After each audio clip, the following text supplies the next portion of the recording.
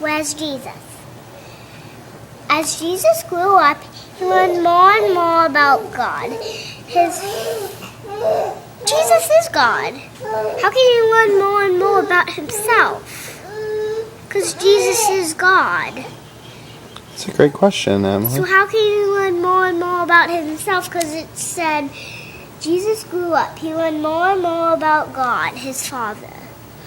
Well, because when Jesus came down to earth, he grew up as a regular human being too. So he would read the Bible and that kind of thing. So he would learn more and more about himself by reading the Bible. I learned more and more about Pertanyaan mengapa Yesus belajar tentang Tuhan, menarik untuk dijawab. Berikut adalah beberapa perspektif utama. 1. Perspektif inkarnasi. Dalam ajaran Kristen, Yesus diyakini sebagai Allah yang menjadi manusia. Meskipun Yesus adalah sepenuhnya Allah, dia juga sepenuhnya manusia. Sebagai manusia, Yesus mengalami pertumbuhan dan perkembangan seperti manusia pada umumnya, termasuk dalam pengetahuan dan kebijaksanaan.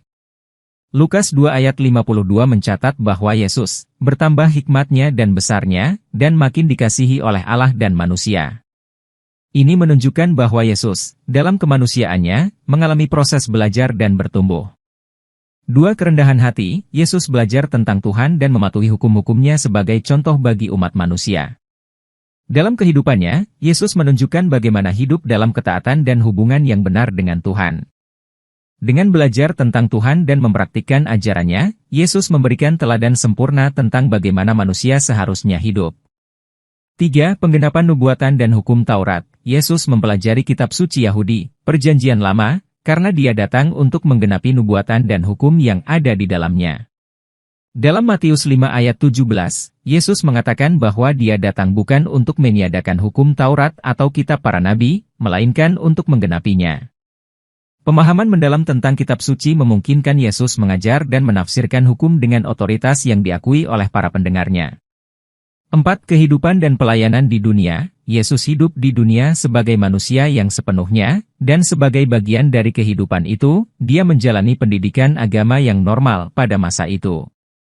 Ini termasuk belajar tentang Tuhan di sinagoga dan berinteraksi dengan para pemimpin agama. Hal ini juga memperkuat identitas Yesus sebagai guru, rabi, yang diakui oleh masyarakat Yahudi pada zamannya. 5. Perspektif mistis dan simbolis. Beberapa teolog dan mistikus mungkin melihat proses belajar Yesus tentang Tuhan sebagai simbolis dari perjalanan spiritual setiap individu. Ini menggarisbawahi pentingnya pencarian pengetahuan ilahi dan pemahaman yang terus-menerus dalam kehidupan rohani.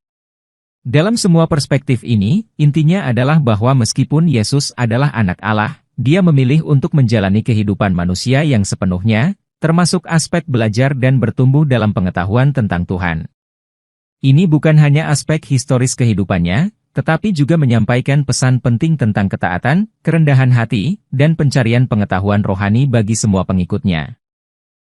Ada beberapa alasan teologis mengapa Yesus, meskipun adalah Tuhan, harus belajar tentang Tuhan.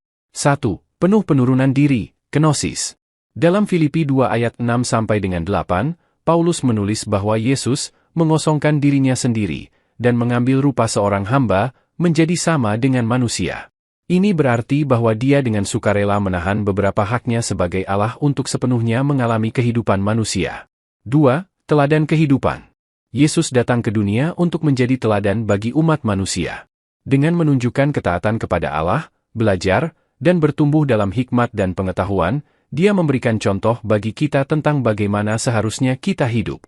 3. Identifikasi dengan manusia. Dengan mengalami kehidupan manusia secara penuh, termasuk proses belajar, Yesus dapat sepenuhnya mengidentifikasi dengan kelemahan dan keterbatasan manusia. Ini membuatnya menjadi imam besar yang penuh belas kasihan dan dapat memahami pergumulan manusia, Ibrani 4 ayat 15. 4. Ketaatan. Yesus menunjukkan ketaatan sempurna kepada Allah Bapa. Dengan belajar tentang Allah dan kehendaknya, Yesus menunjukkan bahwa dia sepenuhnya taat kepada kehendak Bapanya. Ini juga bagian dari misinya untuk memenuhi hukum dan nubuat, Matius 5 ayat 17. Pada intinya Yesus datang untuk menggenapi perannya sebagai juru selamat yang sempurna, yang telah dinubuatkan kitab para nabi, sekaligus menggenapi hukum Taurat. Berikut ini adalah video yang hampir sama dengan pertanyaan sebelumnya.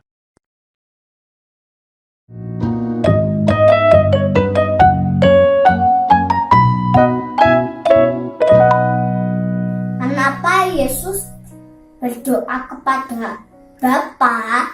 Kan Yesus itu adalah Allah.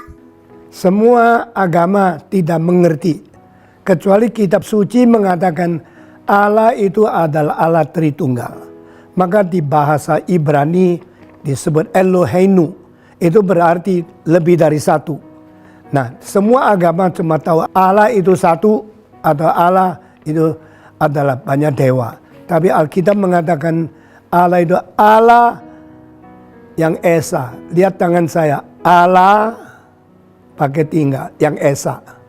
Itu sebab Allah Bapa mengutus Allah Anak ke dunia. Waktu Allah Bapa mengutus Allah Anak ke dunia, Allah Anak itu Allah pribadi kedua menjadi manusia. Jadi dia di dunia ini mewakili kita, memberi contoh kepada kita, harus hidup taat dan berhormat kepada Allah. Maka Yesus berdoa menjadi teladan. Semua orang Kristen juga harus berdoa. Dia adalah Allah, tapi dia datang ke dunia, dia sementara menjadi manusia. Dan dengan keadaan manusia perlu bimbingan, perlu pertolongan, perlu ibadah kepada Allah. Jadi Yesus juga berdoa kepada Allah pada waktu dia di dunia. Dia adalah sekaligus Allah, sekaligus manusia, menjadi contoh kita semua.